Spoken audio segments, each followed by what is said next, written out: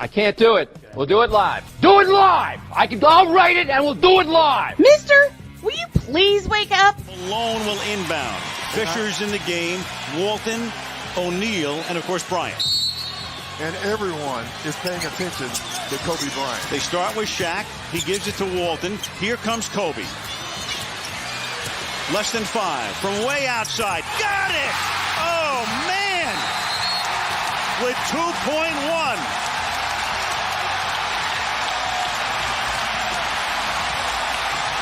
This is Snowman in the Morning. Hey, this promises to be fun. Oh, yeah. Can't wait. Are you kidding me? Do you believe it?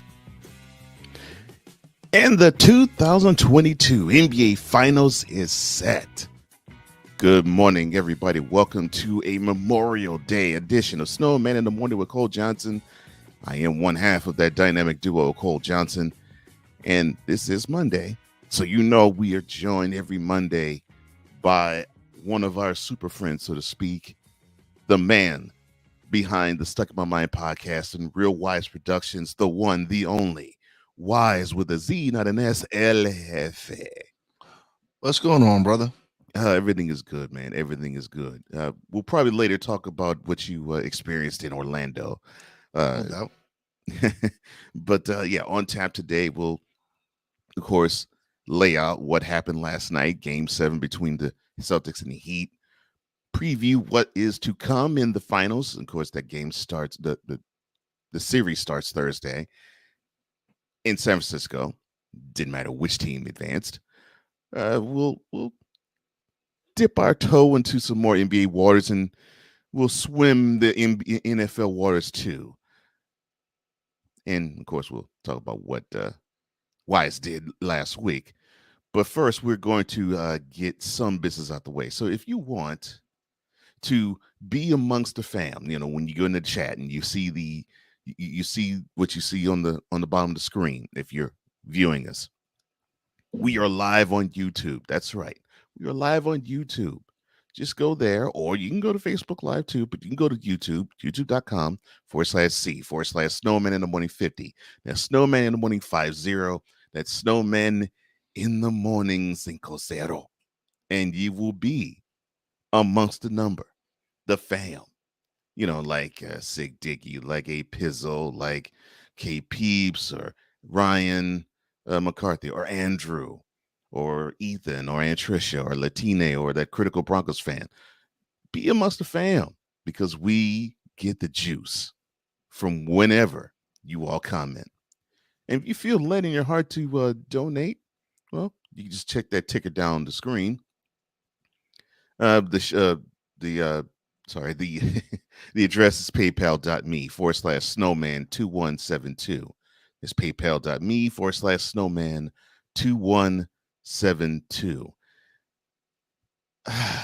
And also thank you to the folks at BS3 Network. We are on their TV screen of TV network, and we are probably on your TV screens if you're looking at us on TV. Thanks to those at BS3 Network and Roku TV. All right. We had a Game 7. And it always sounds good, no matter if it's hockey, baseball, or basketball. I was about to say football, but football doesn't go through a Game 7. No, it does not. But yeah, hockey, baseball, or basketball, it always sounds good when you hear a Game 7. And this Game 7 actually didn't disappoint. I thought it was about to, though, but it didn't. Went down to the wire. And we'll talk a little about that a little later in this segment. But the final score was 196 in favor of the Celtics. They went into Miami and did something that no team since the 2019 Raptors did in the NBA Finals, and that is win not one, not two, but 3 road games in a playoff series. And they just simply were not going to be denied. I think that's the best way you can describe it. Jason Tatum led all Celtic scorers with 26, 9-21 shooting. Key from 3, 4-7 from distance. You had Jaylen Brown with 24. He chipped in with 6 boards and 6 dimes. Pretty consistent from shooting, 8 of 15. And to me, I thought this was the key ingredient in the whole game. The fact you had those two go off and you had Marcus Smart go off 24 points, 9 rebounds, 5 assists, and he kept the turnovers down. They figured that they were going to try to have Tatum turn the ball over. He kept the turnovers down too. Same thing with Brown, although he committed 4 turnovers in the game. Smart was actually smart with the basketball, and I think that helped the Celtics throughout the game. Grant Williams off the bench, and he scored 11. And Derek White off the bench also scored with 8.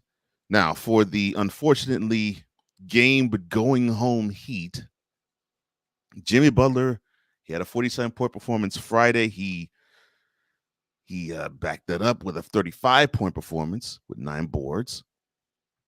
Pretty consistent shooting from the field, 13 of 24. But, of course, there's going to be one shot we'll talk about, or I should say people are talking about immediately once he did it. Bam Adebayo, who seemed to disappear and after game 3, came back alive and gave us an appearance, 25 points, 11 boards. Kyle Lowry slowly got into the game. He finished with 15, but pretty much the rest of the field, paltry at best. Of course, Tyler Hero tried to be game, but he couldn't score. And PJ Tucker, he couldn't hit any of his patented corner threes. And the Heat go home because the Heat only had one consistent offensive scorer. That's really the best way you can put it. They had one consistent offensive scorer, and that was it. The Celtics had 2, and all they needed was to have someone else to come along for the ride. And last night it was Marcus Smart who did. So, all right, your impression of the series thus far, if you were to think back about this past series, what are your thoughts? Besides this game, it was horrible. Yeah. Now, mind you, everyone, this is a Knicks fan that's saying this, so he says this. He says with a slight smile in his heart. Okay, all right. The reason I say it was horrible, I don't think you're saying it because of that, though. No. The reason I said it was horrible is because, oh man, it was just the shooting, man. The 3, yeah. Everybody wants to be Steph Curry. Everyone wants to be the Golden State Warriors. It just doesn't work for everyone, and so that's why these games, these first few games were horrible, man. Like, we had all these blowouts because one team would not hit a shot. There was games where some players just couldn't hit a shot. Like the game where Miami had the backcourt that didn't score a point. It's just, I don't know. Something has to be done, man. And listen, I love Steph Curry, but I do too.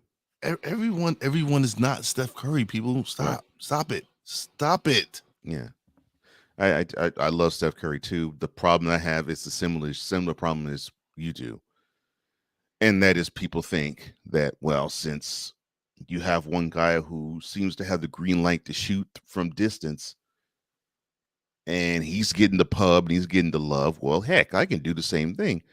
No, you can't. There's a reason why Steph has the green light all the time, because it has worked into the strategy of what the Warriors do, and he is one of the most proficient shooters ever at worst. And to me, he's the best who ever actually touched a basketball. Yeah. Now, go ahead. There's no question about that. There's no question. He has changed the game. I don't know if it's for the best, but he has changed the game. Yeah. 100%. Yes, I totally agree. He has changed the game. It's not even a debate for me. He has totally changed the game. Now, my first impression of the series, and I love the point that you mentioned with the no shooting and the backcourt having issues of the Heat. I mean, having issues scoring, and sometimes the Celtics taking turns. Well. Yeah, some of the Celtics taking turns. Like it was an alternating game. Yeah, they were like alternating games. Like one game, Miami's going to shoot bad. The next game, Boston shoots bad. The next game, Miami shoots bad. Then Boston. I'm glad Game 7 was a good game. Was okay. It was a respectable game. At least it was to the point where it went down to the last minutes and Boston pulled it up. But again, I wasn't too happy with the series. Yeah. The issue I had with it, and it's not the fact that the road team won 5 of the 7 games. I don't have an issue with that at all. The issue I had was it seemed as if starting in Game 2, it seemed as if the home team took it for granted they was going to win just because they put the home uniforms on and they were on their home court. And the road team actually played as though there was a contest to be won. Yeah. And that it was unsettling just seeing that. And you pointed it out beautifully. It seemed as if, one team would have the yips shooting, and then the next game, the opposite team will have the yips shooting. I mean, you had a number 1 seed in the NBA playoffs not have a scorer in a game, not have a scorer in double figures. You had a game where a starting lineup not a starting lineup member scored in double figures in a game. Yeah, that was it was horrible, man. It was horrible. I know the NBA wasn't happy with it. I know fans weren't happy with it because I spoke with a few people, and they were definitely not happy with the way the games were going. But congratulations to the Boston Celtics and to the old man Al Horford. He makes his first NBA Finals. Very first one, yes. Even though he only scored 5 points, he did get 14 boards. Yeah. The thing with him, the thing with him is it's not necessarily points, although he can put them up if he wants to. You mentioned his contribution, the boards, and basically the overall leadership. The fact that you have your best players. If they are 25, they're barely 25 in Tatum and Brown, and so your best players, those two, and Smart, they're young, so they need to have some sort of leadership to guide them. That's what Al Horford provides. So smart move by good Lord. Smart move by the brass of the Celtics to get him back. Like, I just looked at the box scores. They both had 8-man rotation. That's it. That they both played only 8 players. Yeah, both. Both teams. Mm-hmm. Yes, sir. Both of them had 8-man rotations. And I don't even think Udonis Haslem saw the court the whole series. No, the only time we even knew of him was. All right, I'll slightly detour here. The only reason why we heard Udonis Haslem mentioned was because he took umbrage to Draymond Green after the Warriors clinched the Western Conference Championship for this year, when pressed by Shaquille O'Neal and saying, who does he want to play? And he basically said, I know who we're going to play. We're going to play the Celtics. And that was Thursday. And, of course, Friday, Udonis was saying that he broke the code, talking about Draymond Green. And I'm saying to myself, okay, sir, you're 41. You haven't seen the court in I don't know how long. Yeah. Why are you a player? You're supposed to be the assistant coach. Obviously, we already know you have the key to the city in Miami, along with Dwayne Wade. Of course. So why are you taking up a roster spot when we know the fans in whatever arena knows and the coaching staff knows you're not going to suit up and play? I don't get it. Yeah. I don't know what to say. You're absolutely right, though. I think it's time. Listen, Udonis Haslem, he is the mayor of Miami. Mm-hmm. Miami loves him. Yeah, and they have reason to love him. He's been the glue to that team for many, many years. Yeah, he totally is. So 18 of them to be exact. Yeah, I was about to say totally. Morning, brother. Yeah. Yo, happy Memorial Day. Oh yeah, it definitely happy Memorial Day. And speaking of happy,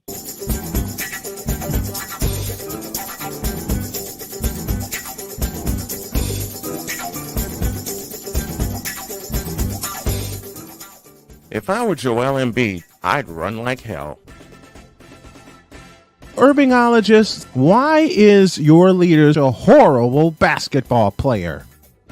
Ben Simmons, get out of the league. Period. I'm talking about number 33, Roger Craig. And you don't lose to the same team in the Super Bowl twice. LeBron James as a basketball player is pure, unadulterated trash and has been for 20 years.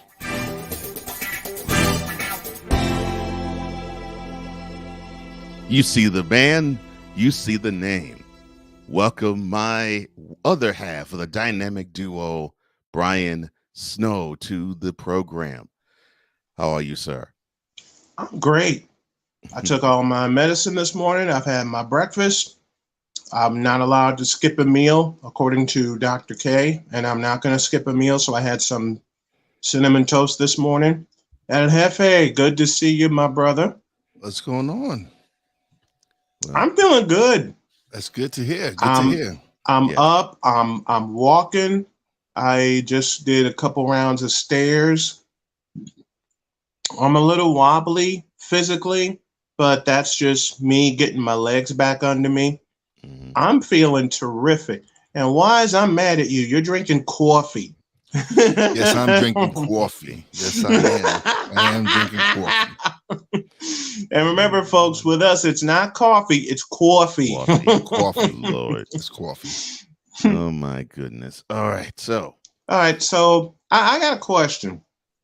Since we're talking hoops, and I'm going to somewhat allow Udonis Haslem to pass us by because he is the mayor of Miami while Dwayne Wade's the president of Miami. But I know you take ownership of what he said, but go ahead, sir. Oh, yeah.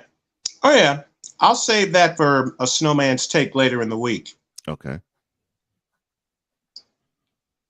Who the hell is Darvin Ham?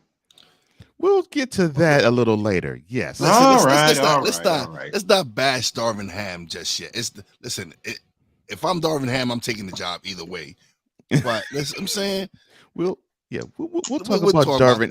We'll talk about Darvin Ham and where he's going to go. I don't even know why we bring him up right now. Let's leave. Let's talk about other things. Yes, right. That's right. Good morning, Ryan. The NBA World Championship is now set. Yes, that's right. That's the more Boston important Celtics and the Golden State Warriors, a matchup that should have happened in 2018, but Kyrie Irving messed it up, and then there's this blank name LeBron that messed it up, and I won't go all the way there. But we have our title game. We have our title series. Mm-hmm. It starts Thursday in San Francisco. Mm-hmm. And before I go any further, let me say get well to the voice of ABC and ESPN on NBA, yes. Mike Breen, who tested positive for COVID. Mike, we love you.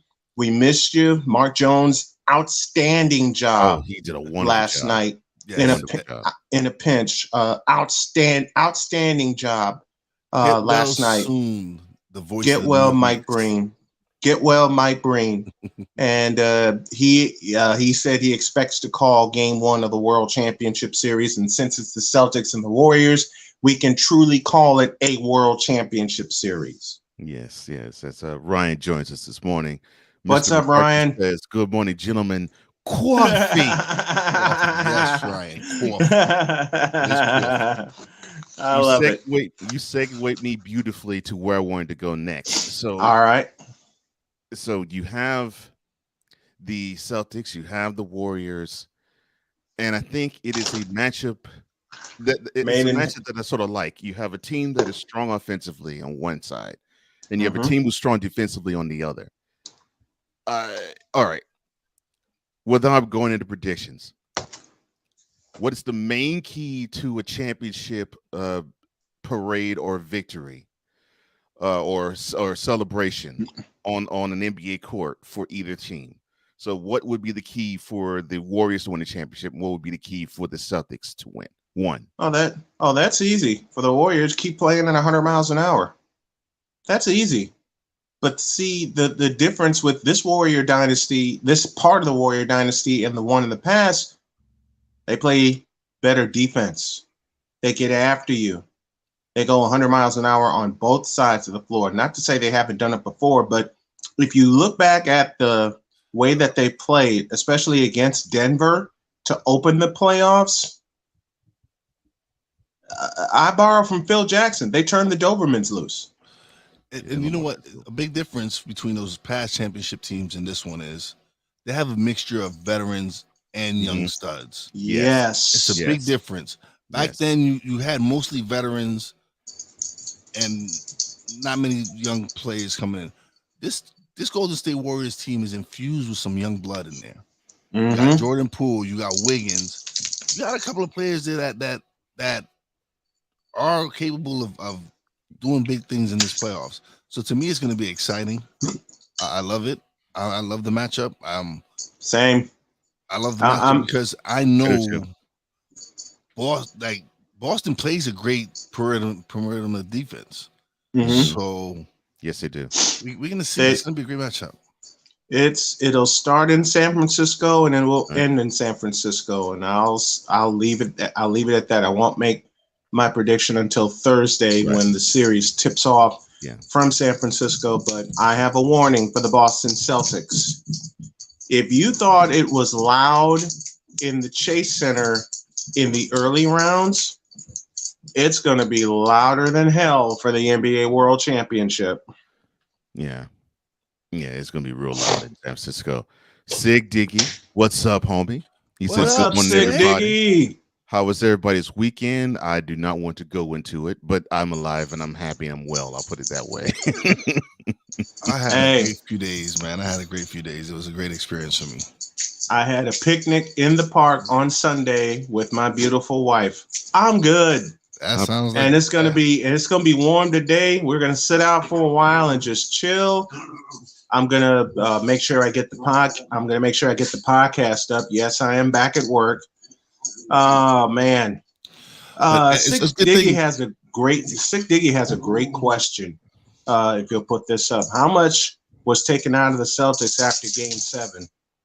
I'll answer that. A lot was taken out, but now they have 3 full days to rest and get their energy back. Actually, I don't think a lot out of that game. No, I think a lot was taken out of the series. Yes, Mm-hmm. it was a grinding. It was a grinding experience, but it's gonna be dope. It's gonna listen. This is the matchup I wanted. I personally, same matchup I did want. Unanimous. Same. Yeah. Unanimous. So same. And I didn't want to see anything else except the Celtics and the Warriors for the World Championship. And as it's gonna be exciting. I'm excited because both teams will be tested. That's what I'm loving about this matchup. Yep. Sick also says the Warriors are a much more cohesive unit on both sides of the court, which I agree with too. Great depth on that roster, although Gary Payton Jr. or the second, I should say, is still out. Yeah. I think, will it be a game time decision for GP2? I believe so. I believe so. I'm thinking, because I think Steve Kerr mentioned it after they beat Dallas, that GP2 will be a game time decision. I think after Game 3, they cleared him to actually run the court. So yeah. I mean, Game 3 of the World Cup's finals. I mean, right. But a great move in holding him out. Oh, because I agree. you had the feeling the Warriors were taking care of business in that series, especially after they went up 3-0. We all knew. We knew that. Mavericks didn't have enough. Luka was great offensively, but they wore his ass out defensively. Yeah, they made what they did with Luka, and we've all spoken about this. What they did with Luka, they made him play defense laterally. Yes, not north and south. They made him go. They made him go east and west. And the thing was, make a move. Yeah. They threw like 4 or 5 players at him. It wasn't just one player guarding him. Even though Andrew Wiggins did guard him for a while, they threw a lot of players at him. So they wore him down. And they wanted to warm him out too. As great as Luka is, you can get Badus with so much, man. When you get just all types of players getting thrown at you defensively and offensively. Yeah, right. Absolutely. It's listen. It's a miracle that it went as far as it did. Yeah. And it should have been in the Warriors. Damn near. This is a reminder of 2015 with the Western Conference Finals. Houston and Golden State. Houston gets out to a big lead against Golden State down in Texas, and then the Warriors come all the way back, damn near snatch it. Mm-hmm. And in essence, they snatched their souls, even though they didn't win Game 4. Same with Dallas. They didn't win Game 4, but they made him think. The only difference between that series and the one in 2015, the Rockets decided not to show up in Game 3 in that series, but I will not talk about that any further. 6, that Snowman, you hopeless romantic. God bless you, man. Hey, Dr. K is my rock.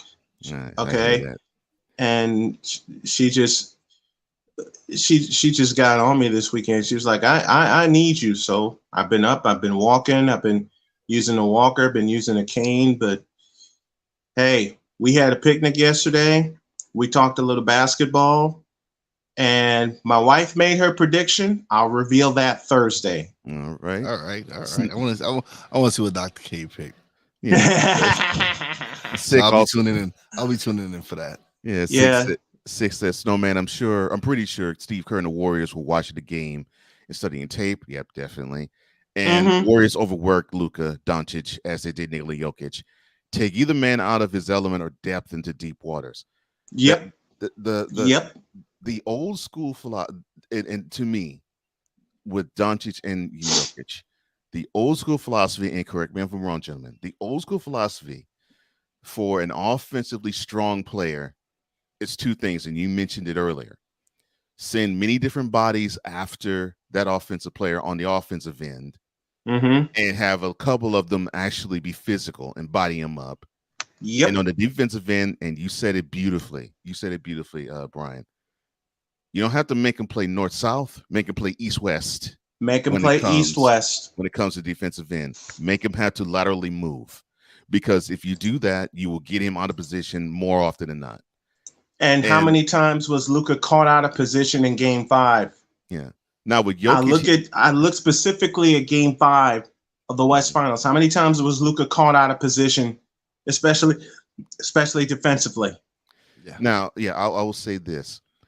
With Jokic, he's a little better and more sound defensively. So yes. You can still get away with doing that, but it's a harder task to do that with him. But at the end of the day, that's exactly how you have to attack him. I'm sorry. At the end of the day, they didn't have enough firepower. It was just they didn't. Nikola and Jokic didn't have anyone. Right. Yeah, Jamal Murray was out. And all Michael year. Michael Porter Jr. And Michael Porter Jr. Yep. So he carried a lot throughout the season. Throughout the season he carried this team, and then into the playoffs he carried this team. It wore him down. And, I think that grind wore him down too. Yeah, it did. It did. It just shows. It shows and proves the depth of the Golden State Warriors. Yeah. Even though they're missing a couple players. If you look throughout the Western Conference playoffs, not even Phoenix had this superior depth that Golden State had. No, not even Phoenix, and that was proven in Game 7 when Dallas whooped their ass. Yeah, the thought process that going into the playoffs that the Suns were the deepest team. Exactly. You took the words right out of my mouth. Game 7 of the Western Conference semifinals, it was proven that team wasn't that deep. They got whipped at every stage of the game. When you look up at a box score, you're at home and you're down 40 and you're supposed to be the number 1 seed in the West. Better yet, you're at home. You're the number 1 overall seed in the playoffs in any game, much less a Game 7. You look up and you only put up 27 points in a half. Tisk, tisk, tisk. Sick also says, in fact, here's a question that begs to be asked. How much does this generation of players understand the importance of studying footage of the opposing team? I might talk about that also a little later too. Oh, you're throwing softballs up there, Sick. We're gonna have to touch on that because we're gonna touch on it. 80s and 90s. That's all you did was study tape. Oh yeah, we definitely gonna touch on that a little later. No question about that. No question about that. Before I go to break, I have one question to ask Wise. Yes. So when we were approaching the Western Conference Finals, what made you pick the Mavericks over the Warriors, sir? We didn't have enough coffee. No, what are you talking about? What are you talking about? I didn't pick the Mavericks over the Warriors. Because I was like, okay. But there were some people that fervently picked the Dallas Mavericks. Yeah, I'm just sitting there. I'm just sitting online going, "Are you kidding?" They didn't have enough. They sure didn't. We knew the keys to what could help them win, but they didn't have enough. That team wasn't deep enough to handle the Warriors. Yeah, no, Dallas went east and west. Listen, Dallas went east and west. The Warriors went north and south. And the lowest point total for Golden State in that series was 109, and they did it in back-to-back games. And then they close out with 120. Yeah, the Warriors. I think they took heed to what they saw the previous series, which the last 3 games in that series they struggled offensively, and they decided to be more and more efficient. And in that series, they definitely were. They were extremely efficient.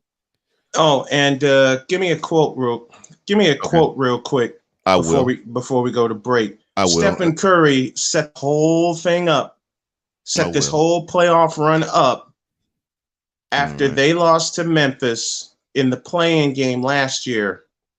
Yeah. By saying, quote, "Y'all don't want to see us next year." Talking about this year. Close quote. And here they are, Western Conference champions. Oh, and Ryan wants you to know, gentlemen, it's pronounced coffee. It's coffee.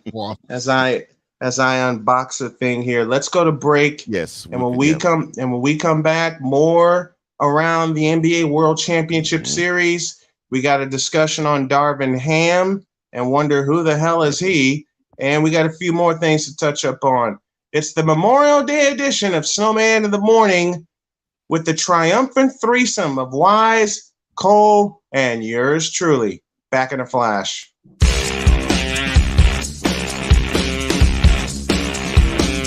This is Snowman in the Morning.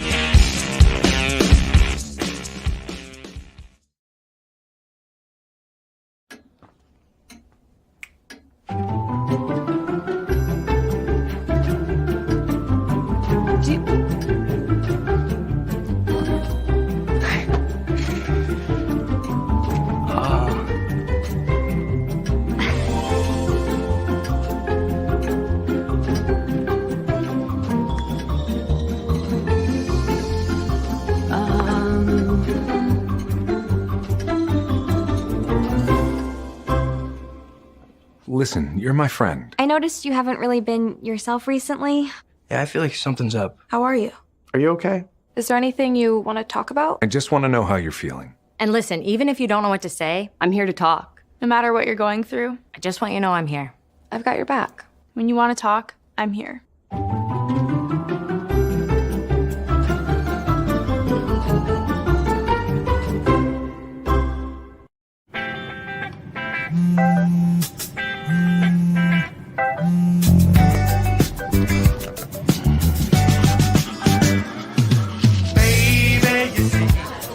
You're so right for me, and I'm right for you.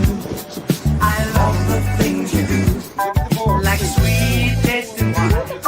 Your lips are so divine. Your loving turns me on. My lonely days are gone. That's why I'm never gonna let you go. Never gonna let you go, babe. I'm never gonna let you go. No, never gonna let you go.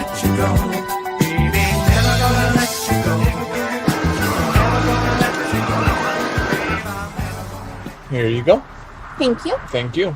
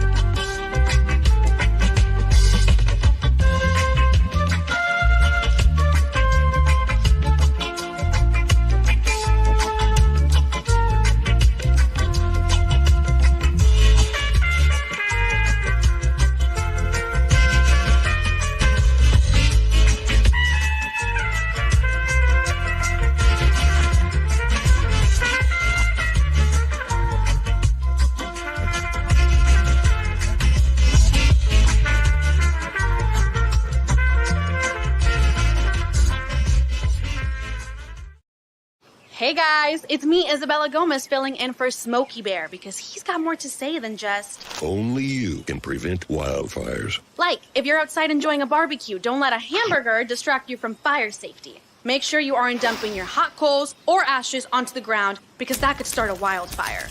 So take wildfire prevention seriously and let's save the world one day at a time. Juntos con Smokey Bear, podemos hacerlo. Go to smokeybear.com to learn more about wildfire prevention. Mister, how do you operate this Twitter thing or this Instagram thing or whatever the heck? You're supposed to know all this stuff. Anyway, welcome back to the show. Well, Dr. K, it is official SIT morn. That is official SIT morn. That's how you work and operate the Twitter thing or the Instagram thing. Back at it on a Memorial Day edition of Snowman in the Morning. As wise, Snowman, I am cold to the J, and we are swimming into more NBA waters. In fact, we'll swim in this water. So over the weekend, it was Friday night. I received this text from my partner Brian, and he said, "Wait a minute, who's going to be the next head coach of the Lakers?" And the name is Darvin Ham. Now, I know the name is familiar to both of my colleagues here and some in the chat as well. But Ham was a former NBA player, and he was also a former assistant. Yeah, and I was getting that. He was a former assistant for the Bucks, and his reputation is that of a player's coach. So, so it's somewhat embraced. That should scare you right there. No, here is what will scare you. So of course, your favorite player, Mr. Snow, took to Twitter. Oh God. And during the announcement of Mr. Ham being the next head coach of the Los Angeles Lakers, he tweeted, quote, "So excited. With 1, 2, 3, 4, 5, 6, 7, 8 exclamation points. Congrats and welcome, Coach D. Ham." Close quote. Okay, I'll repeat my sentence. That should frighten you right there. Right there. Okay, he's supposed me personally, there are 2 million directions I can go with this. I'm glad they did hire him because I was tired of them recycling all these same coaches over and over again, and to give him an opportunity to be a head coach. That's the plus. Yes, that's the plus. That's the plus. Now the minus is going to start in October. Yeah, when he has to deal with that. When he has to deal with that old ass roster. Yeah, when he has to deal with that old ass roster. Who I feel and for him he's there. going to. You know what? I didn't want to go here, but I'm going to go here anyway. It's Frank Vogel 2.0. It's Frank Vogel 2.0. It has the ability to be. Yeah. Because Darvin Except won't without be. Simmons. Yeah. Because don't y'all. This is a disaster waiting to happen. This is a crash waiting to happen. And for LeBrick to take to Twitter with all those exclamation points, don't y'all get the feeling that he's right now placating to Darvin Ham? Well, I think he's placating higher up. I think he's placating to Jeannie Buss. Not forget Rob Pelinka. I think he's placating to her, because I think what the team, yeah, him in particular, but I think the team in particular, in general, I think the message they got when they just struggled and did absolutely jack squat in the first half of this past regular season. That's an understatement. Jeannie just folded her arms, grimaced, and said, "Hey, you asked for all of this. You asked for Westbrook. You asked for Carmelo Anthony. You asked for Rajon Rondo. You asked for Dwight Howard. You got us into this mess. Now get us out of it." But I don't know if he's capable of doing such a thing. Well, we know this.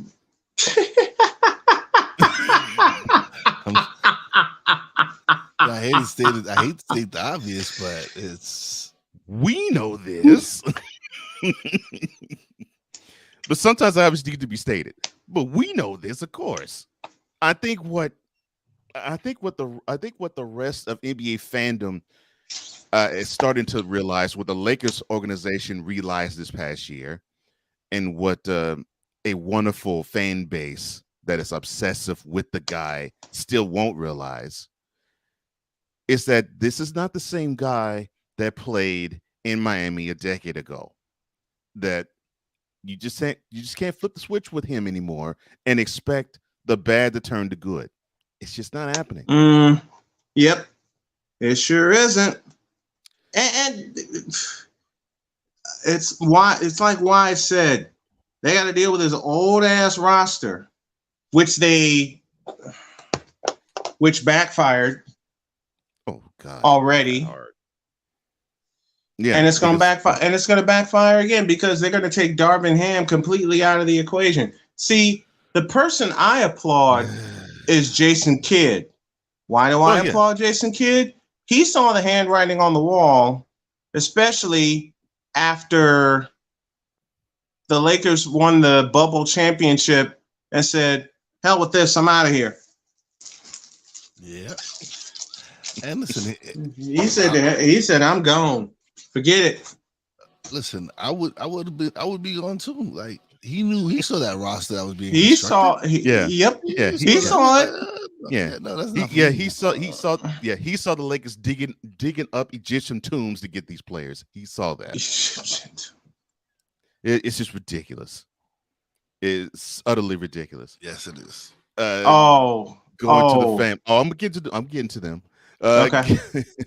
6 says, quote, "Guys like us don't change, Saul. We either stay sharp or get sloppy."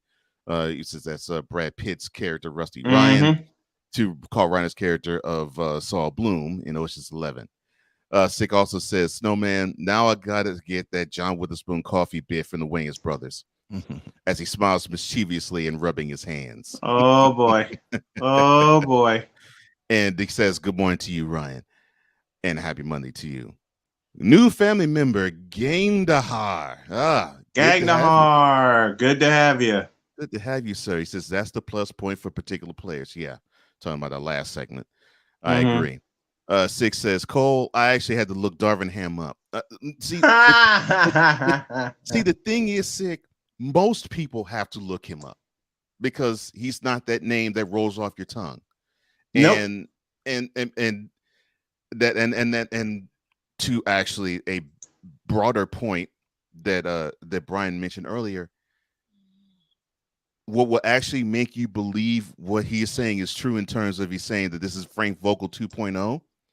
Well, Darvin Ham doesn't have a name, although Vogel did. before he became a Lakers head coach. Ham doesn't have a name, so it almost gives veteran players carte blanche to just simply destroy the guy on the bench. And I do not want to have what the heck was that guy's name?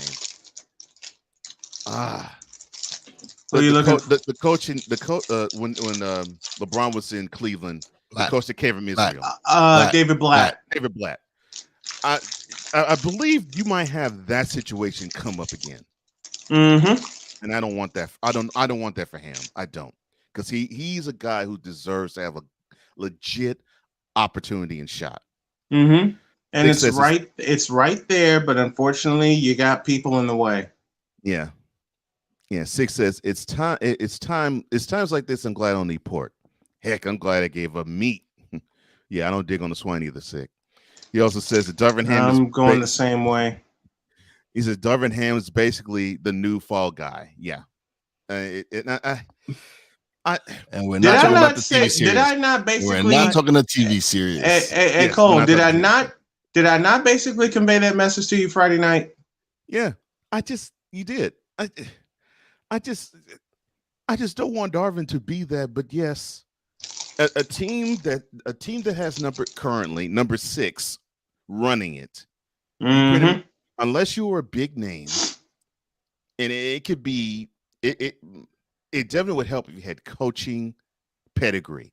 But if it's a big name, you might stand a chance. A name that isn't big in the NBA circles, well, it's somewhat.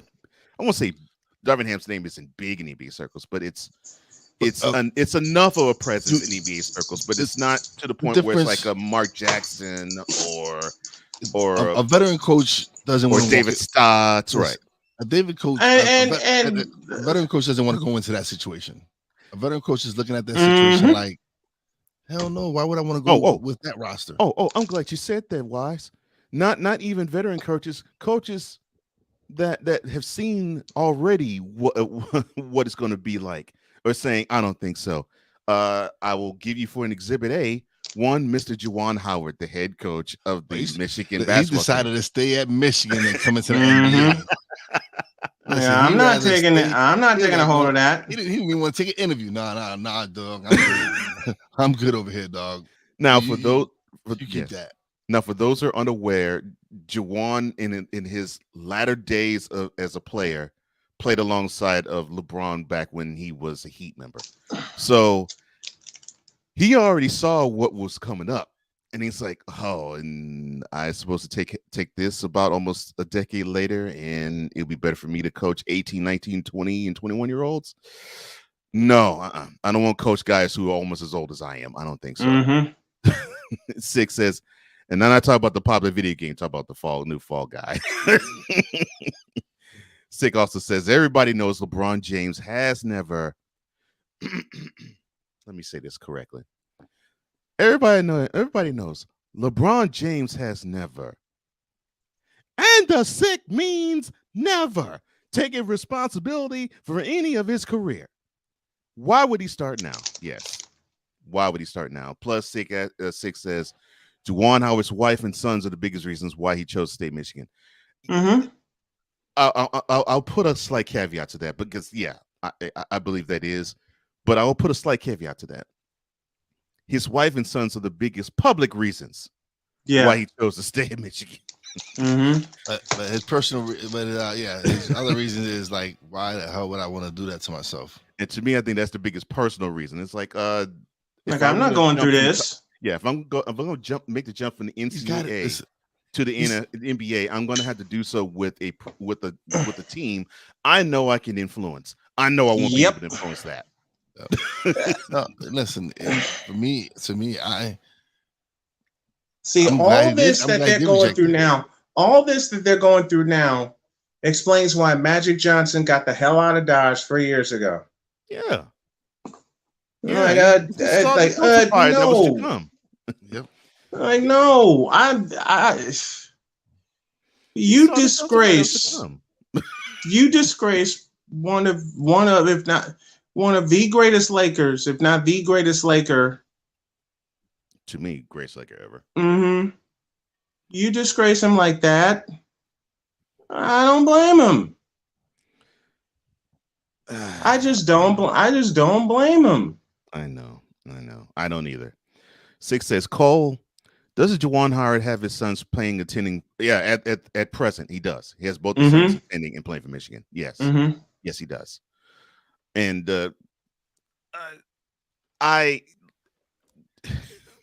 this had trouble from the jump when almost as soon as Vogel was out. And the Lakers, this is what makes me giddy. And I am actually hoping I'm hoping Lakers Nation is watching what I'm about to say. I was absolutely giddy when people were not lining up to say, oh, yes, I want to be the head coach of the most star-studded franchise in the NBA. The marquee team in the NBA, I want to be the head coach of it. You saw nobody line up to want that job. Oh, hell no. You were giddy. I was laughing my head off. Mm-hmm. I was laughing my head off. Nobody wanted that job. And it took Phil Jackson to be of all people. To be a consultant to find the next job, next head coach for the Lakers. I love it. And he came in with Darvin Ham. I love it. Yeah. I love it. And oh my gosh, that made my month when I saw that. Oh, I love it. All right. Oh man. And it's only going to get worse. Yeah, it is only going to get worse. It's only going to get worse because now Darvin Ham has to fill out his assistants, and he won't get the chance to because Rob Pelinka and Jeannie Buss will have a lot to say about that. They're going to dictate his and Kurt assistants Rambis. And Kurt Rambis. And Kurt Rambis. And Kurt. And Kurt of and course, Rambis, yes. And of course, Zen. And the you Zen know master. who. Oh, yeah. Yeah, all of them. All of them. It's going to be too many kitchens, too many chefs in the kitchen. Too many chefs in the kitchen. Too many Chiefs, not enough engines. Yes, sir. The kitchen. Yep. Too many Chiefs, not enough engines. Yeah, too many CEOs and not enough workers. Yep, I agree. You God. You want to support the show? Go to patreon.com/SIT morning and you'll get behind the scenes footage. We'll give you even more upon that. And of course, later on in the month of June, we'll talk about 100 Days to Carolina. We'll talk about that a little later in the week. That is patreon.com/SIT morn. And if you feel led to donate to the show, look at the ticker down there. PayPal.me/Snowman2172. If you do so, you will help the show and you will also personally help out our brother Brian Snow. Our number 2 of Snowman in the Morning begins now. I can't do it. We'll do it live. Do it live! I'll write it and we'll do it live! Mister, will you please wake up? Garoppolo fires. It is caught. Still on his feet is Kittle with a big play and the stiff arm. George Kittle. Flags fly. He's down to the 30. What a run by George Kittle. Take it on, everybody. This is Snowman in the Morning. Hey, this promises to be fun. Oh, yeah. Can't wait. Are you kidding me? Do you believe it? It is great to have you along with us on this Memorial Day edition of Snowman in the Morning with Cole Johnson. I am Cole Johnson, and I am joined by our wonderful Monday contributor, Why Is That Jefe? And our brother Snowman is with us too. All right. This, I think, is going to make... Before I continue onward, Sig asks, was Darvin Ham the only one who was willing to take the job or to be interviewed? The answer to that question is no, because it was publicized that Terry Stotts, the former Blazers head coach, and Mark Jackson were interviewed. Yes, they were interviewed, and they were finalists for the job. In fact, I don't think Mark Jackson got it because of all the negative stuff that's been coming out about. That's my read. I don't think that's why he didn't get the job, because of all the negative stuff coming out, the homophobic slurs and all Yeah, that. I was about to say I'm thinking he's gonna have a hard time of getting another job. Getting another job because of how his tenure ended with the Warriors. Yes. Yeah, I agree. I 100% agree. And Stotts, he was rubber stamped by you know who, and Anthony Davis. So that was one of the reasons why he actually got in the door.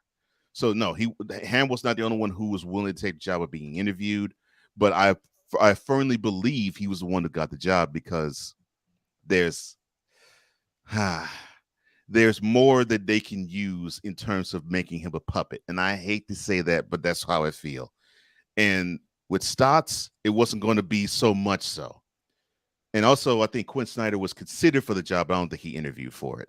The head coach of the Jazz. Again, I would not want to leave Utah. No, I wouldn't either. But LA, I wouldn't. I'm not saying but I'm not gonna leave Donovan Mitchell and Rudy Gobert for AD, who's he is the top when he's healthy. He is, but that's the he's awesome when he's healthy. Yes, his health. He's awesome when he's healthy, but the dude missed half the season last year, and he's 30. and also to your point, bro, that right there tells you how bad of a position. I mean, how bad of a destination the Lakers are when you have the Jazz head coach who is considered to be there, and he's like, "Nah, thanks, I'm good where I am." Yeah. Salt Lake City is where I need to be. That is an indictment against that job.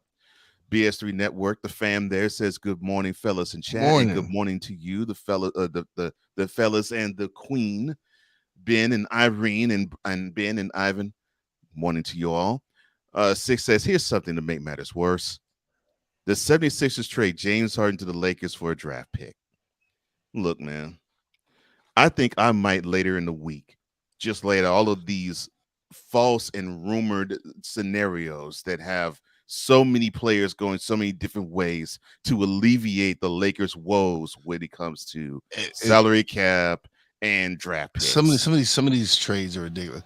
Like I said, because they even have my Knicks trading for Russell Westbrook, and I'm like, please do not do that, do not do that, and do not give up anything. Don't trade for him. No. Nothing. Don't even if you see Rob Pelinka's number pop up, Leon Rose, do not pick up. Do not. I beg of you, do not pick up, please. Wise's corner right there, baby. I love it.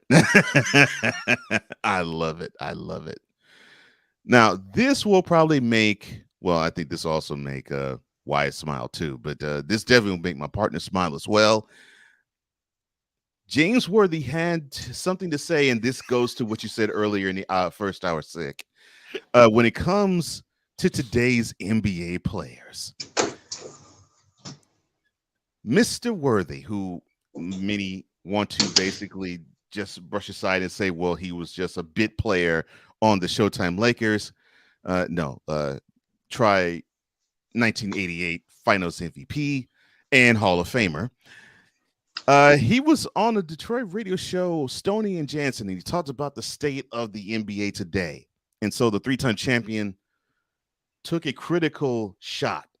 And when I mean shot, I don't mean insult, but he took a critical shot at expressing what he sees in today's NBA. And he said, quote, I mean, Kareem had 4 years with John Wooden. Michael Jordan and I had 3 years with Dean Smith. Isaiah had 2 years. He had some years, but it was 2 with Bobby Knight. So you learned the fundamentals. Not only that, you learn how to live. You learn how to balance your freaking checkbook in college. There's a lot of things. I mean, when you don't get that, guys that come to the NBA who are not fundamentally sound. All they do is practice threes, lift weights, get tattoos, tweet, and go on social media. That's it. Yep. Who spoke this? Who spoke this knowledge? This because it's all true. The person who spoke that knowledge was one big game. The funny thing was, I read an article about that, right? and they happen to bring up the fact that him and Magic were running trains in the halftime. I'm sorry for the following words I'm about to say, partner, but I'm going to say it this way because I always come blunt. We already know that Magic was a hoe, and I love Magic, but we already know Magic was a hoe. Mm-hmm. We already knew that Wardley was a hoe too. I mean, look, it was no surprise to me. Right. I was 18, living in Houston 17, because I was about to turn 18, living in Houston when Worthy and the Lakers were visiting there to play the Rockets, and after that game, he was arrested for having two hoes. Why are we surprised? I'm like, okay, and I remember I saw this in a Facebook chat, and I said, "This isn't news." Okay, so we already knew this. Okay, so they ran trains on women at halftime. Okay, and you already saw the result of one of them, unfortunately. But yes, what's the shock? What's the news? Right, it was done for me. I'm like, none here. I'm like, I was like, I've known all three of us have known this since we were teenagers. I'm like, this is shocking to me. That's common knowledge, right? That's absolute common knowledge. Come on, man. And I say that with mad respect. I'm like, yes, I love their game, but they were hoes when they were playing. They were. Mm-hmm. Yeah. Now, who was the Larry Bird Conference Finals MVP? Was it Jason Tatum? Yeah, the Larry Bird Eastern Conference Finals MVP was the very first recipient of it is the one, the only Jason Tatum. Yes. Okay. Yes. Just wanted that confirmed. Actually, I saw the Celtics. I saw the Celtics celebrate, and I fell asleep because you just had the feeling after they laid an egg in Game 6 that they were going to smell blood in the water in Game 7. Then they come out 9-1 and then hold a 15-point lead after one period. Even though Miami tried to make a run, Miami suffered the same fate as the Dallas Mavericks. It was Jimmy Butler and ... Who else? Right, and I thought, and correct me if I'm wrong if I'm saying this right, wrong wise. That was what I thought. I thought the Heat will have issues because there will not be a second consistent scorer along with Butler. Mm-hmm. He would have to take up too much of the mantle, and he would have to score 40 or 50 in order for the Heat to have a chance of winning. Especially once Tyler Hero was not, and that was 100%, and that was a death blow right there. And people want to, he should have. People are talking about, he should have toughed it out. First of all, this man is a shooter. Right. You need your legs to shoot. Yeah. Yes. As evidenced in yesterday's game. He's struggling. he's struggling with his hamstring. It's a serious hamstring injury, and so for people to be like, he should have played. Like, listen, it would have just, the results would have been the same. You need your legs to shoot. He's having problems with his hamstrings. It was going to be problems. It was going to be problems from either way. Yeah. Yep. Gangahara asked this question. He says, one of the panelists voted for Jimmy Butler for Eastern Conference MVP. Should he have been? I'll put it this way. It's a situation of he was the best player in the series in terms of the eye-popping numbers. Mm-hmm. But I'm of the mentality of, if that guy could score all of that but still not bring his team to the next level, then I'm not sure he is the most valuable player in that series. Yeah. It basically is like the 1969 NBA Finals where Jerry West got awarded the MVP, but the Lakers lost in 7. Lakers lost in 7. Mm-hmm. Yeah. So I give it. Tatum did deserve it. Listen, Tatum went through the rant. Tatum went through Giannis, and Tatum went through almost all the Heat. Yes. in this series.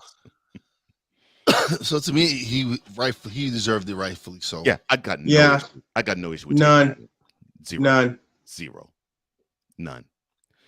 6 says Anthony Davis should ask AC Green for advice on how to get an Iron Man stream. Man, you know what? I don't know what Anthony Davis needs now. I really don't, man. Anything could help. Anything.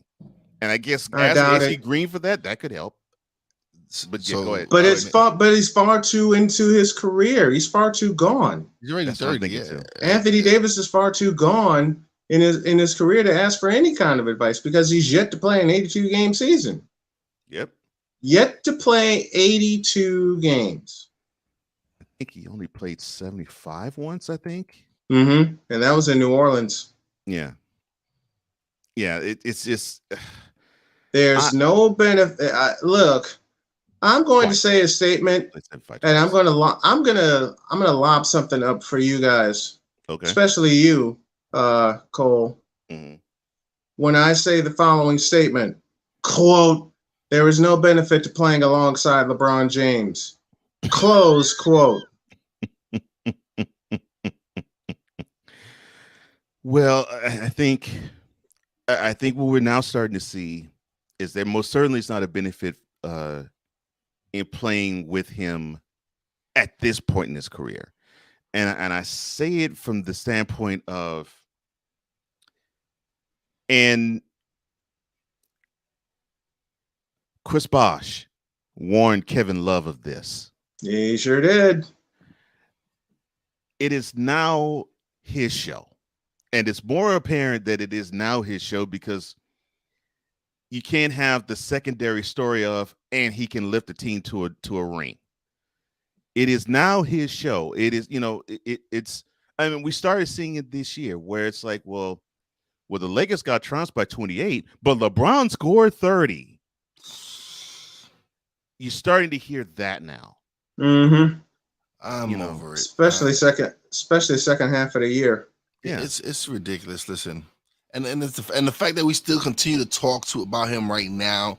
When we have the final setup. It's even more annoying. I'm so glad you said that, sir, because part of Bron's Sexual Confessions Wednesday, I'm going to mention why we are in the NBA. We're in Game 7 of the Eastern Conference Finals. And they had to talk about that fool. And that name was mentioned. I will not talk about it today. I will not talk about it tomorrow, but I definitely will talk about it Wednesday. All right. And I'll piggyback off of it on Wednesday because as much as I want to say it today, gotta save it for Wednesday. Definitely. Sick also says they were brimming with testosterone back in the day, talking about James Worthy's comments and his running trains along with Magic Johnson at halftime in the locker room.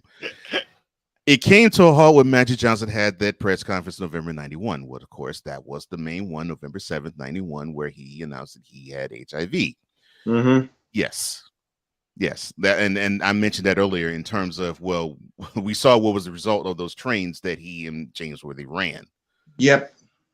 Sick also said Tatum dedicated his MVP to Kobe Bryant since the Black Mama had mentored him in early in his career. Not only that, sir, but he also wore a purple band with the yellow 24 on it in dedication to him as well. And no, he did. It was I seen some photos of Kobe working with Tatum, helping him, and all that. Oh yeah, and that's what Mamba did. Mamba always took some young players and brought them under his wing and showed them to play the game the right way. He always paid it forward. That's one of the reasons why I came around to really liking him.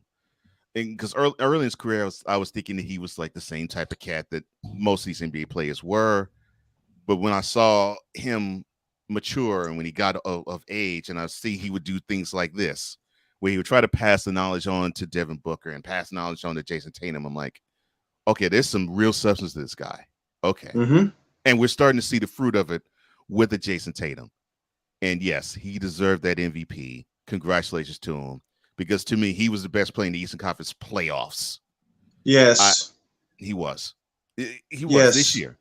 The whole playoffs, not just the conference finals, the whole playoffs. The whole Eastern Conference playoffs. Best player in the playoffs in the Eastern Conference, without question. Without a doubt. Sick also says Tatum did channel Bryant by wearing purple. Yeah, there you go. Armband with number 24 on it. And he also says, to Wise's point, a hamstring injury is no joke. To try to play hurt can only aggravate it. And could also tear it. Yeah. I would say it could further do damage to it. Yes. Definitely. And more to Wise's point, those who want to say, well, he should have played. No, he shouldn't have. Tyler Hero needed to rest that thing because hamstrings are tricky. If you don't believe me, I'll go back in time. Ask Magic Johnson circa 1989 when in game, I think it was 2, he messed up his hamstring and he couldn't go the rest of that series. 1990, Kevin Johnson, Game 6 versus the Portland Trail Blazers. He popped his hamstring after he got the Suns out to a big lead. Tried going the rest of the way and just could not do it. And Kevin Johnson was the glue to that offense for the Phoenix Suns. Yeah. And I get it. People think, well, I mean, athletes can overcome a lot of stuff. I mean, we saw it with Isaiah Thomas in 88. You know, he tweaked up and messed up his ankle, but scored 25 in the quarter on it. Yeah, that was game 6. Where was he in game 7? He suited up and he played. But he wasn't himself. Yeah, he was a non-factor because he wasn't himself. So we can't just run with the trope of, well, this is an athlete and he can overcome anything. And heck, you could just shoot cortisone on it and you're good. No, not all the time, especially with hamstrings, because those things are tricky. Yep. 6 says Kobe Bryant learned how to pay it forward by being mentored by Michael Jordan, who with him paid it forward. Correct. Kobe mentioned it in the Last Dance documentary. Yeah. As soon as Michael saw the fabric that was Kobe, Jordan was willing to do that with him. He was willing to have an older brother, younger brother relationship with Kobe, and it paid dividends. Big time. All right, we're going God bless you, Kobe Bean Bryant. Yes. God bless you, Kobe Bean Bryant. All right, we'll step aside, take a pause for the cause, and when we come back, we're going to touch a little NFL stuff.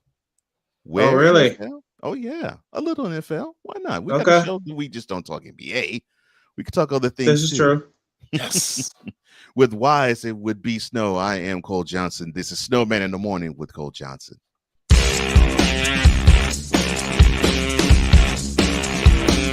This is Snowman in the Morning.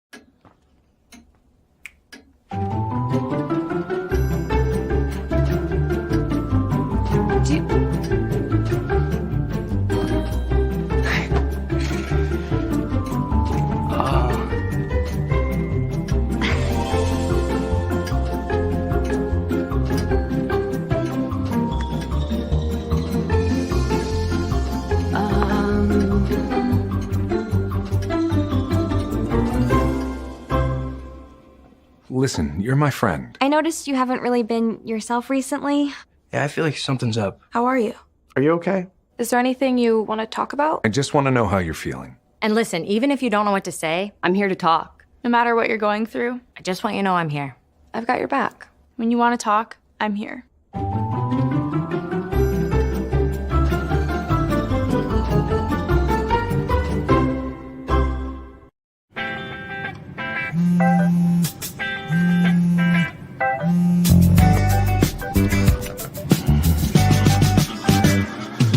Baby, you see, you're so right for me, and I'm right for you.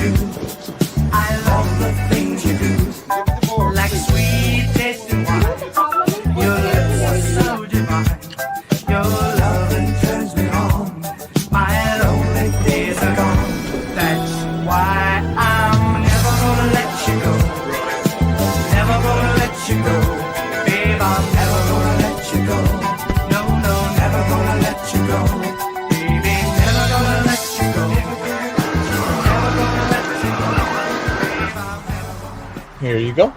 Thank you. Thank you.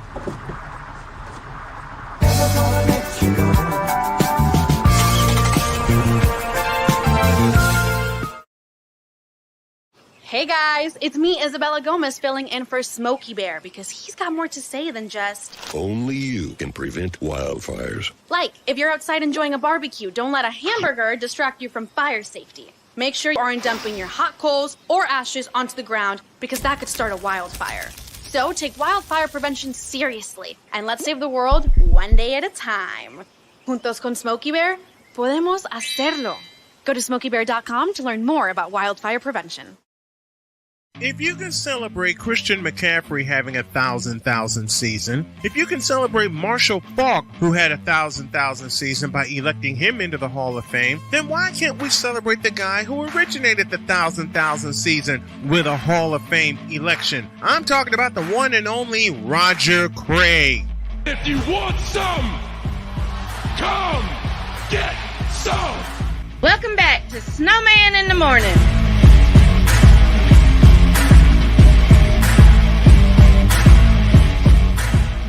With Wise El Jefe and the Snowman himself, I am Cole Johnson. Welcome back to Snowman in the Morning with Cole Johnson on a Memorial Day edition of the program. Now, Sick, as always, bringing forth the truth and knowledge of stuff. He said about when we were talking about hamstrings before the commercial break, he says Olympic sprinters could tell you that a pulled or torn hamstring is no joke. The pain is excruciating. Yeah, you just talk on it. Mm-hmm. The name Michael Johnson did. So I was trying to think of the name. You can ask him about that because that is true. They are no joke. All right, unfortunately curtailed his career. It messed his stuff up. Yeah. Although he finally did win gold later on, it messed him up because he was supposed to have a trough of gold, but it just wasn't meant to be, unfortunately for him. All right, going to the NFL. So this will probably make my partner's heart playfully run cold. But there was news that came out last week that the Washington Commanders bought land in Virginia. And the reason why they bought land there is because they are greasing the wheels to have a new stadium built. Yeah, and come on. And they need to have the new stadium built because, well, the stadium that they play in now, which is now 25 years old, is a dump. It's an absolute dump. And if you don't believe me, there was an incident in the game this past year, actually, between the Eagles and then the Washington NFL franchise / football team, where WTF. There were some Eagles fans that leaned over the barricade to try to slap hands with Eagles players. And unfortunately, a few of them fell from that spot to the ground. So that should tell you how dilapidated of a state the current FedEx Field absolutely is.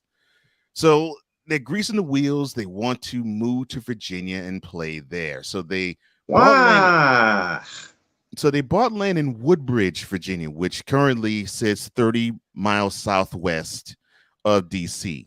Now, currently they play 20 miles to the east of D.C. in Landover.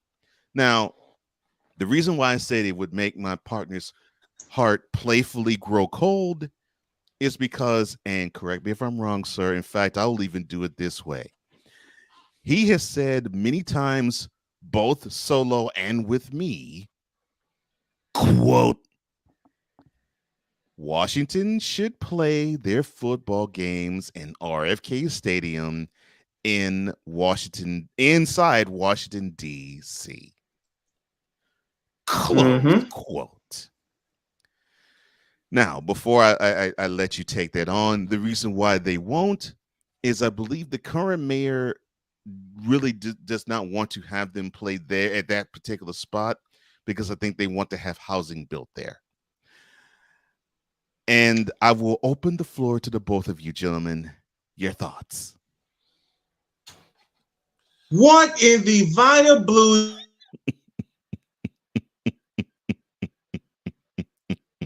Yeah, he screamed so loud he knocked his mic. Yeah, the sound went completely off. But basically, what my partner actually just said was, You big dummy. Oh man, yeah. Listen, yeah, go ahead, why? That's one dysfunctional franchise. that's one dysfunctional franchise. Period. It's just a toxic environment, man. You can't. Women get sexually harassed for years. You get former NFL analyst sending his brother, who was a former coach, some crazy ass messages for years. And you just have an owner who just thinks he can buy his way to a championship. Yeah. And he invests his money in some of the wrong talent. And let's not forget, this is the same organization that had an analyst turned NFL coach again for his second stint, I should say. Let me see if I can remember all of it. Racists, homophobic, misogynistic, and basically other injurious type of email to the president of football operations there for 6 years. Unchecked. So this unchecked. This franchise is okay. This is the fire. Oh my gosh! Go ahead, bro. What are the two words? Okay, when they started making all of this noise about a name change, what were the two words I used?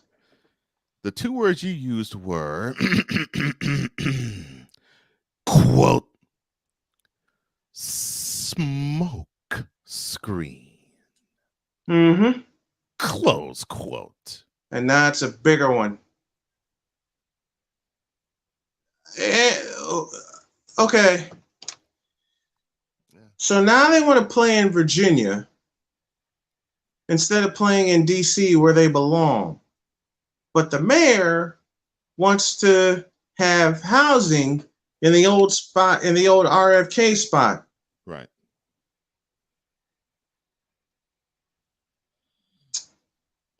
I am reminded of Herman Edwards. Hello, RFK Stadium.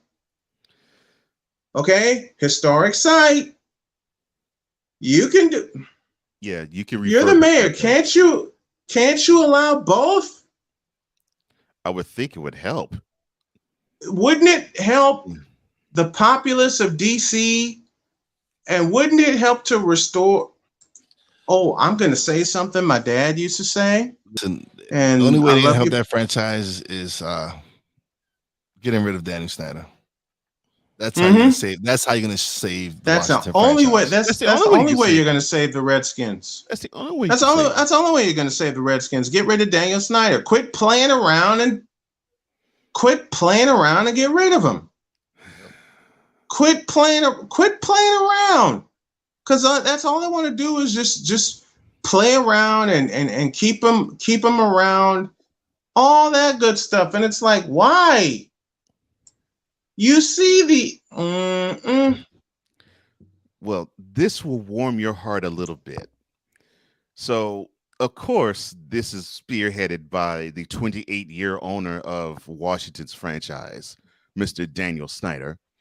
So they have been looking for several spots around DC and in Maryland and in Virginia. And of course, all of this is done in the big spotlight and eye of investigations, not an investigation, multiple investigations into how the team has just lost all sorts of money, along with the fact that it's a toxic work environment. And to make matters worse, Maryland approved $400 million to develop the area around the current stadium, FedEx Field. Virginia, though, they failed to pass legislation that would make it favorable for the Commanders to build a stadium. So it gets even funnier and it gets murkier and it gets more entertaining by the day when it comes to this team. And the reason why I keep coming back to them is because this is a train wreck that's just getting faster and faster and faster. And the crash is going to be spectacular. Anybody remember the movie Under Siege 2, Dark Territory? Yes. Mm-hmm. I rest my case. Yes. And Sig Diggy brings up a wonderful question, and I've asked this question for years. Yes.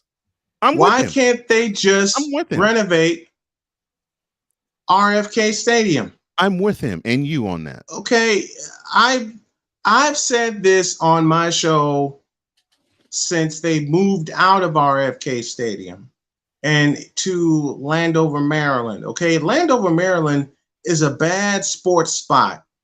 The Capitol Center suffered its demise. FedEx Field suffering its demise. Mm-hmm. Okay, so the Bullets got it right, and they moved to downtown DC. And yes, I said Bullets. I don't care if it's the Wizards. I said Bullets. All right, I'm old, and I'm old school. Why can't the mayor just, say, you know what? I'm going to do something that no one else will ever think of. I want to put housing in that area, but I also want to rebuild RFK Stadium. So buy the extra land and do both, you idiot. The problem with that, unfortunately, Sick and Brian, is they have been planning to demolish RFK Stadium for over 2.5 years. See, the plans were announced in 2019. It was supposed to be demolished last year. And they haven't demolished it yet. But they haven't demolished it yet. But officials say that the decision would have saved $2 million a year on maintenance and $1.5 million on utilities. So they finally hired a contractor to oversee the demolition, and it's supposed to have begun it's supposed to begin sometime this year, and it's only going to cost them $20 million. That is what really? Yeah. Only 20 mil? Yeah. Only 20 mil.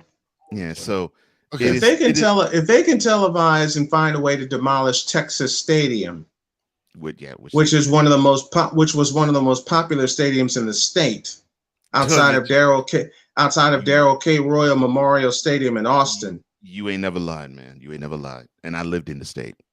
You know about the popularity of Texas Stadium. Mm-hmm. Okay? If they can find a way to demolish Texas Stadium and televise it. Mm-hmm. Yeah. Why can't this get done in DC? Why? I don't get it. Because the organization is being run by a clown. The organization is being run by a clown tyrant. Yes. All right. And I have something for Cole. All right. Well, before you do that, Sig, okay, yes, you're correct.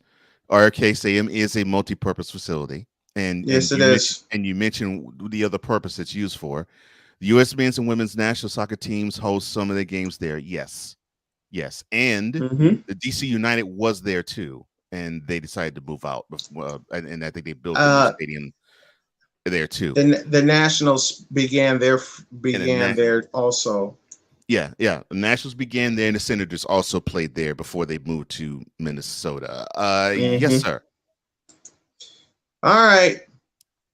I'm gonna lob a segue to you by using one of your segments on your mothership, Dateline Las Vegas. Okay.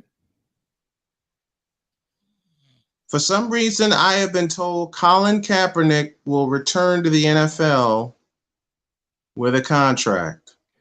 Oh, I am so glad you went there, sir. I'm going all the way there. I am so glad you went there. I am.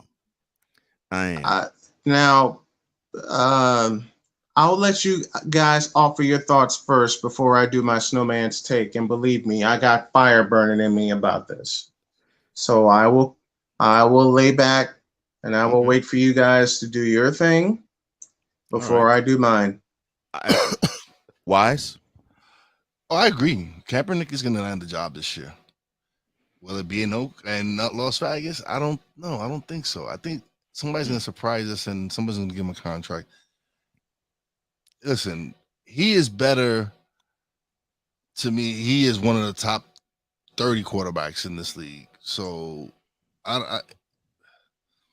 it's been a long time coming. He deserves the opportunity to get to play.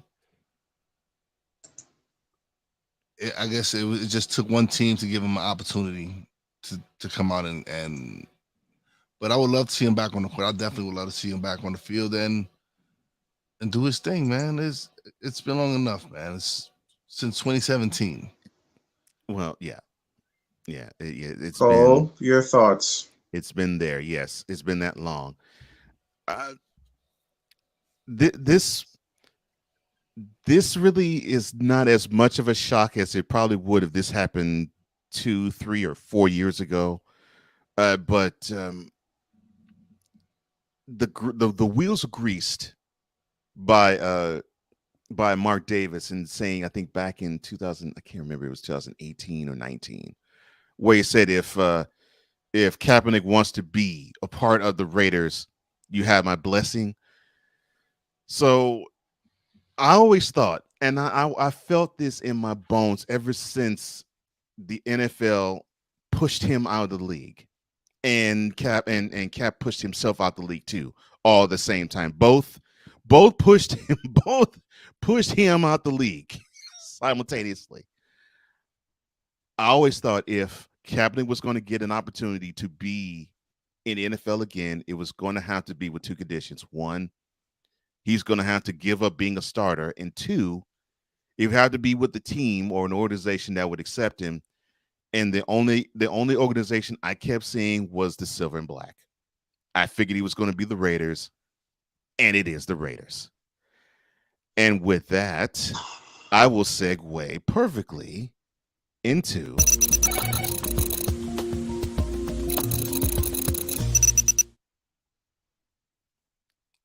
all yours, sir.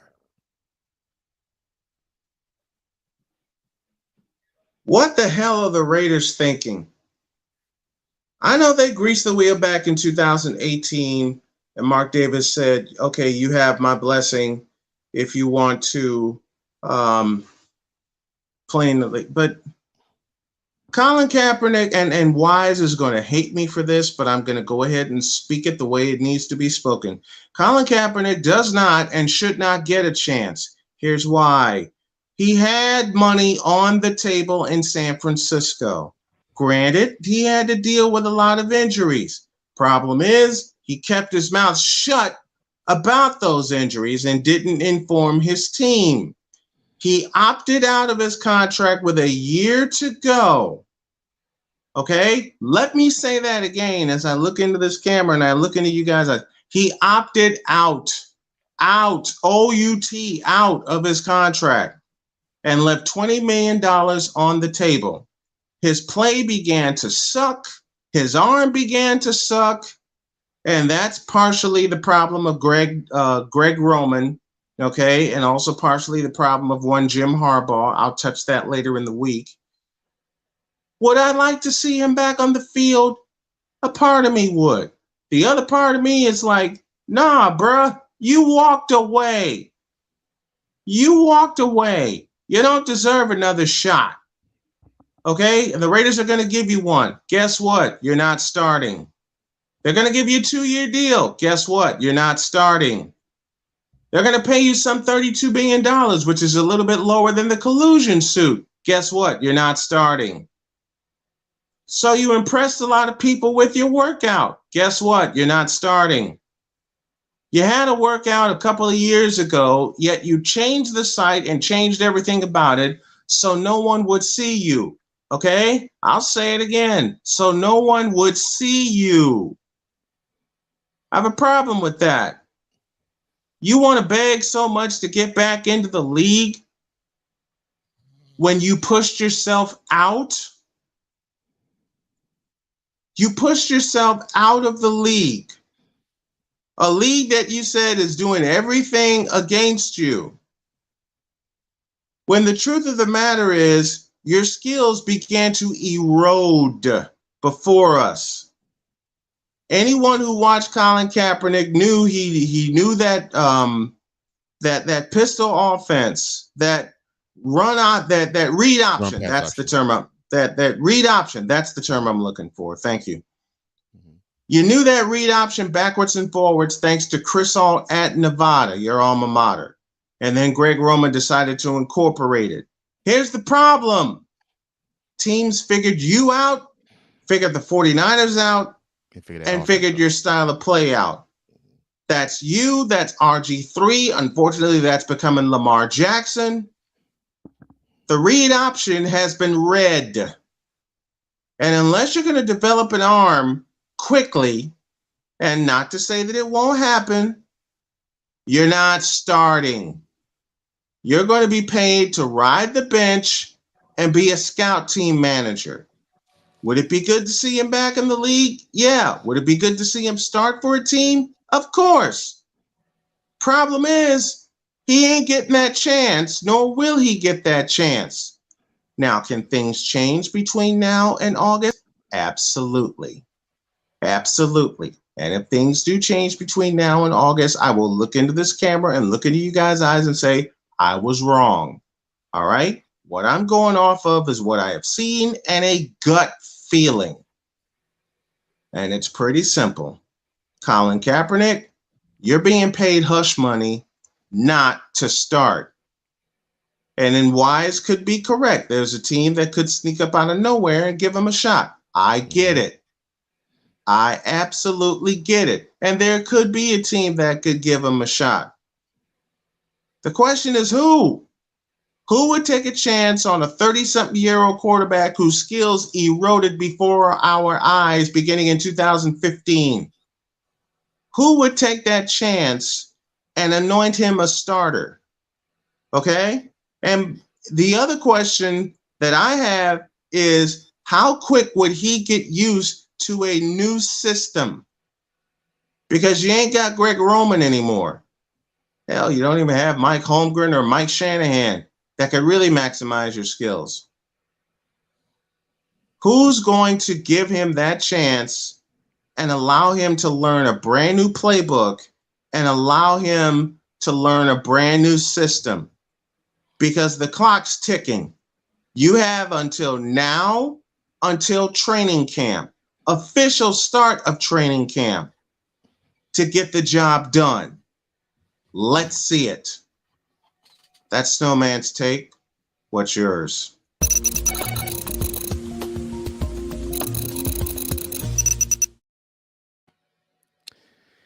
Now, if you feel led in your heart to want to contribute to the show, all you have to do is go to patreon.com/SIT morning, and you can get that job done. You will see behind the scenes footage. We'll give even more as the summer and the fall roll along. And yes, indeed. And if you feel led to donate to the program, please do so at paypal.me/snowman2172.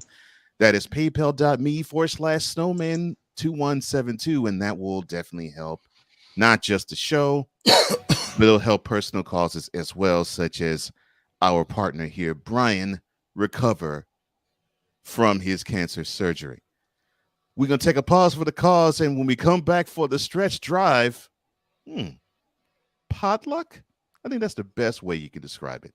Yep. This is Snowman in the Morning with Cole Johnson, and of course our boy YSL Heffy joining along for the ride. We'll be right back.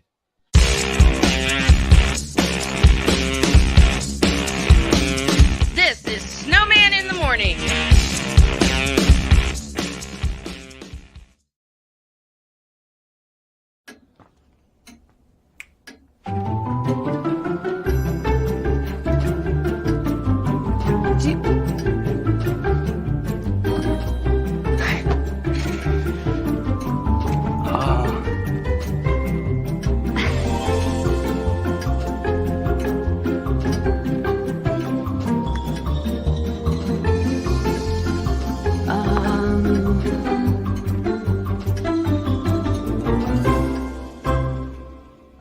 Listen, you're my friend. I noticed you haven't really been yourself recently.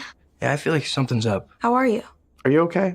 Is there anything you want to talk about? I just want to know how you're feeling. And listen, even if you don't know what to say, I'm here to talk. No matter what you're going through, I just want you to know I'm here. I've got your back. When you want to talk, I'm here.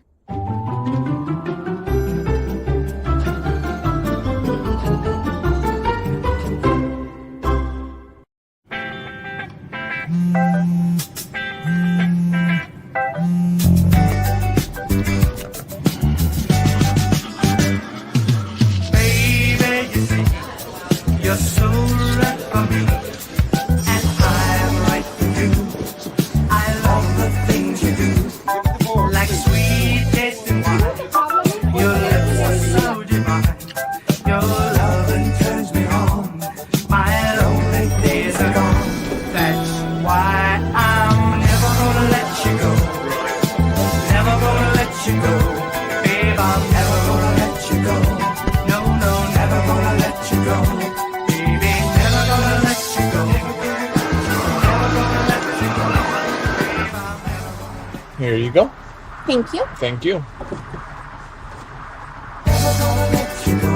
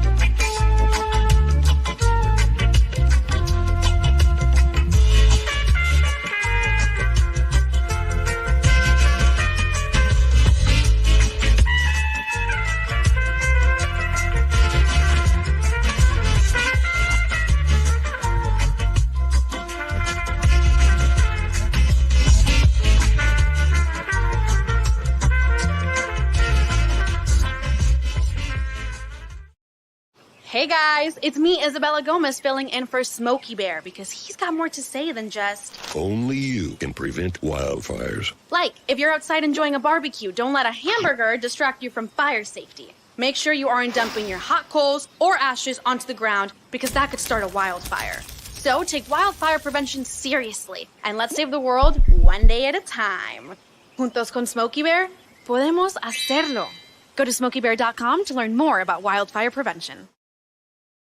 Mister, how do you operate this Twitter thing or this Instagram thing or whatever the heck? You're supposed to know all this stuff. Anyway, welcome back to the show. It is official SIT Morning. That's official SIT Morning. That's how you can reach us on Instagram and on the Twitter. Back on the stretch drive of Snowman in the Morning with Cole Johnson. I am Cole. Of course, you see Brian down the bottom. You see to my, see that be my left. YZL Heffy, who always joins us every Monday. And this is, before I get to what I'm going to get to, Six says Kaepernick will be turning 35 in November, unless he's been putting in the work this offseason or in the previous off seasons before as well. And added a few tools to his toolbox. Snowman has a point, and I agree with that too.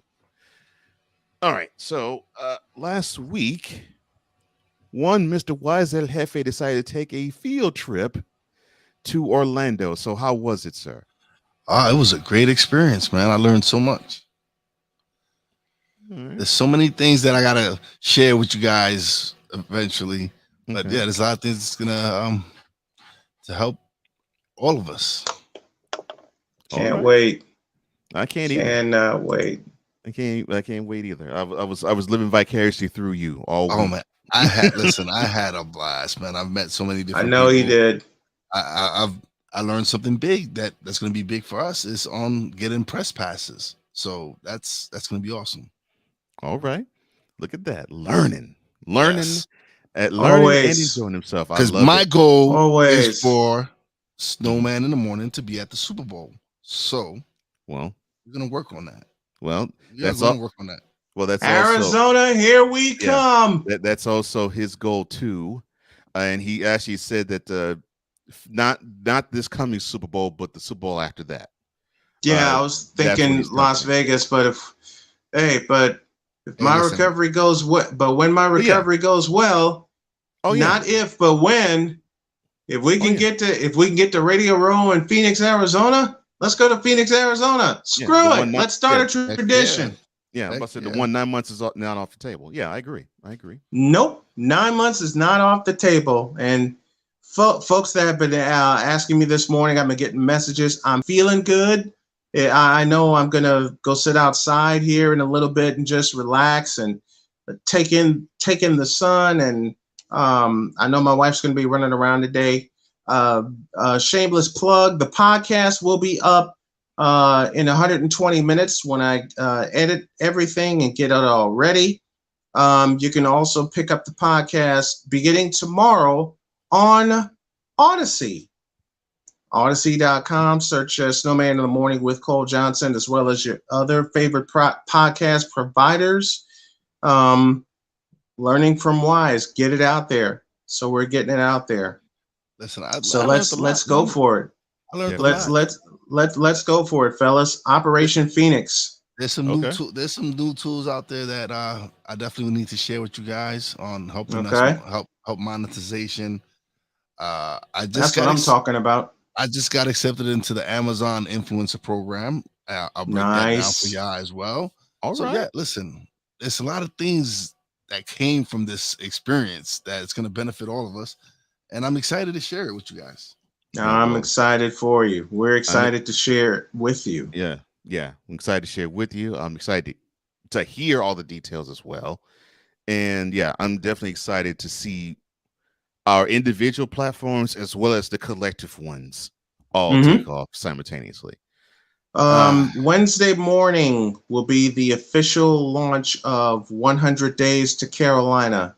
I'll explain all of that at the bottom of the first hour of Wednesday's show. Wednesday is June 1st.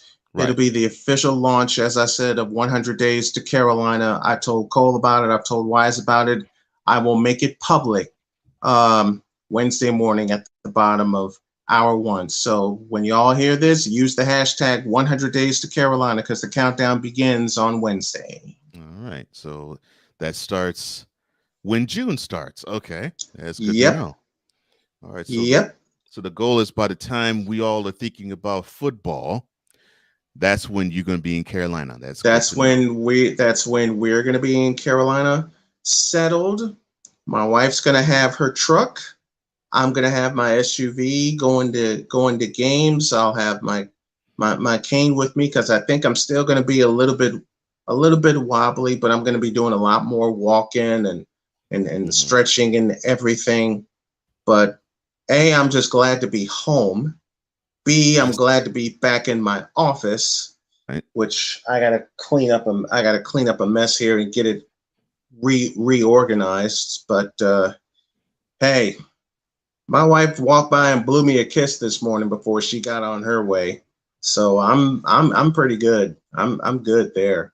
Good. So yeah, it's like I said, Wednesday I will explain and all the links will be ready because it's going to be a hell of a fundraiser that I'm going to be doing for the remainder for basically this summer. And as I said, it's called 100 Days to Carolina. I'll explain all on Wednesday. Listen, so there's some tools that we're gonna have to speak to before Wednesday, so we can start implementing them for you. All right, thank you. Like I said, man, the goal is for all of us to be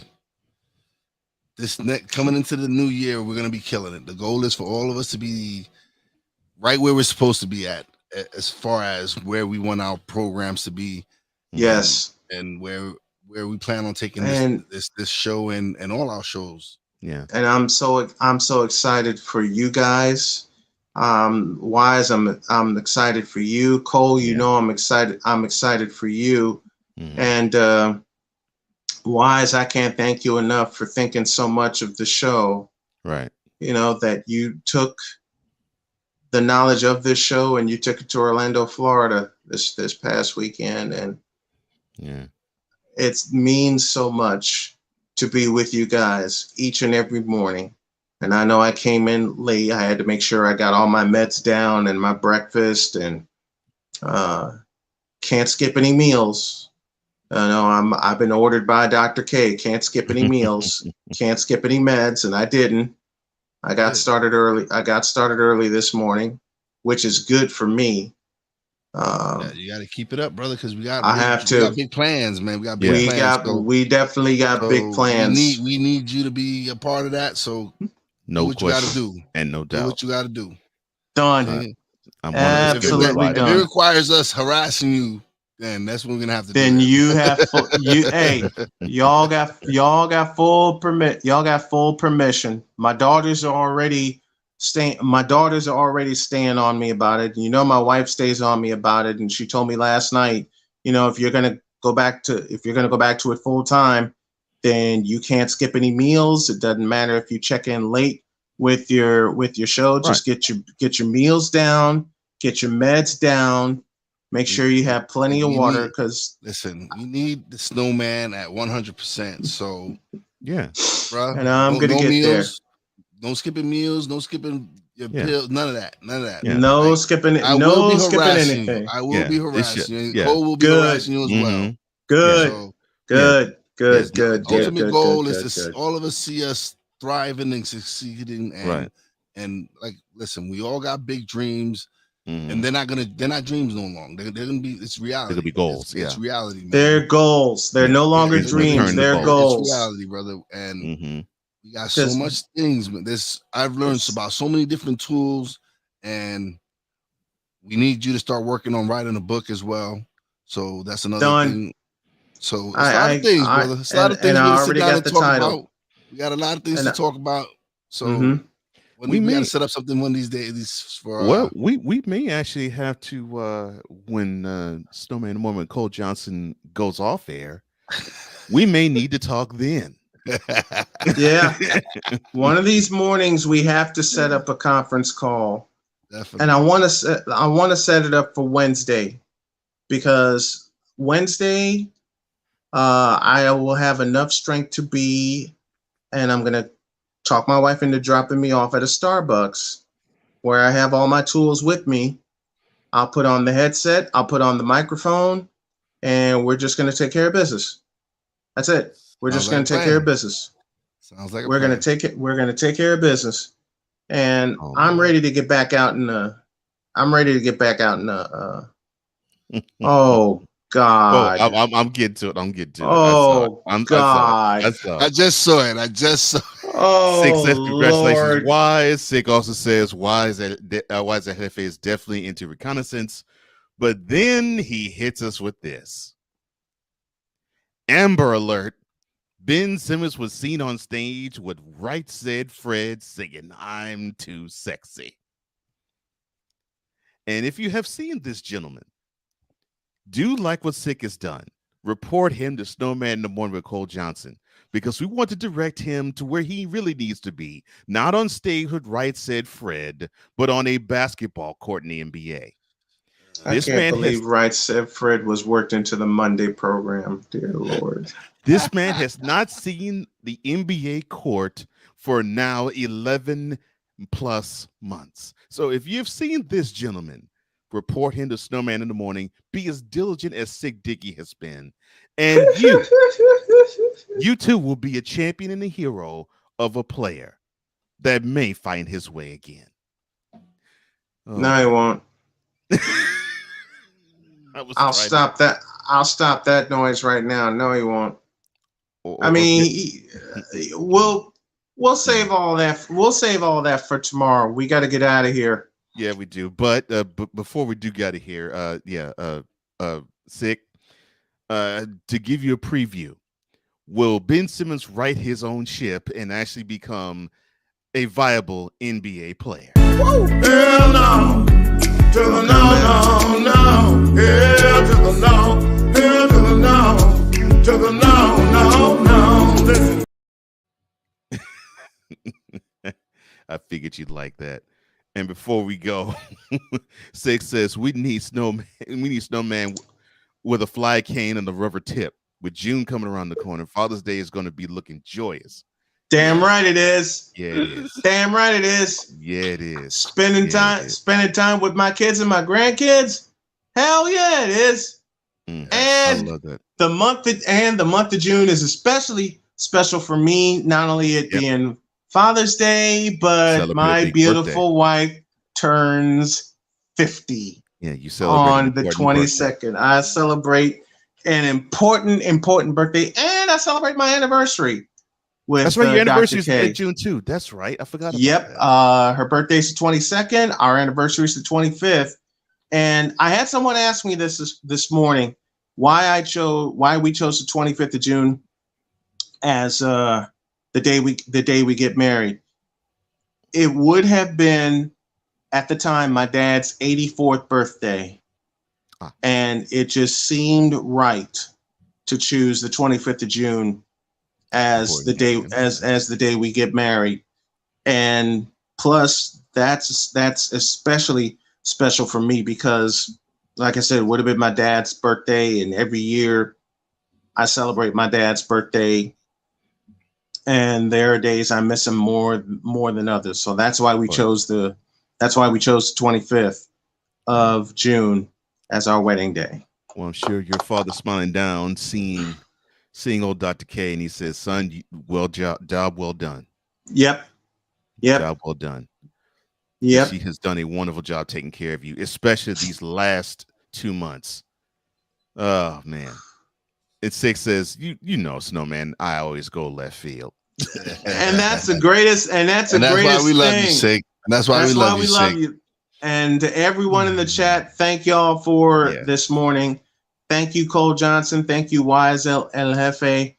Every time I'm on with you guys, you lift the Snowman up, and I appreciate you. I appreciate you guys so much. I appreciate that. All right, well, it is time for us to go. So, Mr. El Jefe, where can the people find you, sir? You can find me on all major platforms: Apple, Spotify, Google, YouTube. Stuck in My Mind podcast. Check out the radio station at www.realwiseradio.com. And yeah, that's all I got for today. All right. And to the man that most calls Snowman, I simply call Brian, and Chris Bates calls Rain Man. Where can the people find you, sir? New website also being launched on Wednesday. Official sitmorn.com is where you can find me. You can also find the show on all your favorite podcast websites, including Odyssey. That'll be available starting Wednesday. And official SIT Morn is the ID. It's now the universal ID of the show. B Snow Multimedia is where you can find me personally. And you can find me here for 120 minutes every day. I'm back home, and I'm back at work. I'd love to hear that. All right. And you can find me at Cole Sports with a Z. That's Cole Sports with a Z on YouTube. YouTube.com/C/Cole Sports with a Z. You get takes similar to this, but they're different because, well, it's a different platform. It's a different show, and I got different segments. Some have transferred to here, but most of them have still remained there. So if you want to catch more of the flavor of me, you can catch me there. And of course, since this is Memorial Day, we want to send our respects to those who made the ultimate sacrifice so that we can be free and do what we do and live how we live. So we thank you to those who died so that we can live free. We appreciate all those who served, who died, and who made this country better and made us better as individuals because of that sacrifice. For all of us here at I was about to say Cole Joe Sports. For all of us here, Snowman, the Mormon, Cole Johnson, for Wise El Jefe, for Brian Snow, I am Cole Johnson, here to say the following. Take care and God bless. Remember, make your next move your best move, and always remember, if your dreams don't scare you, then they're simply not big enough. Dream big, do bigger. I know that's what Wise is doing. That's what Brian's doing. That's what I'm doing. In the chat, I know that's what you all are doing. We hope you all are viewing and listening are doing the same as well. Until tomorrow,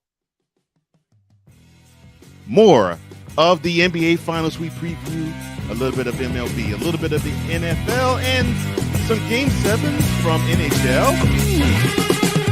Until then, see ya! Enjoy your Memorial Day. Thank you for tuning in to Snowman in the Morning with Cole Johnson, the hottest of hot takes and the coldest of cold, hard facts.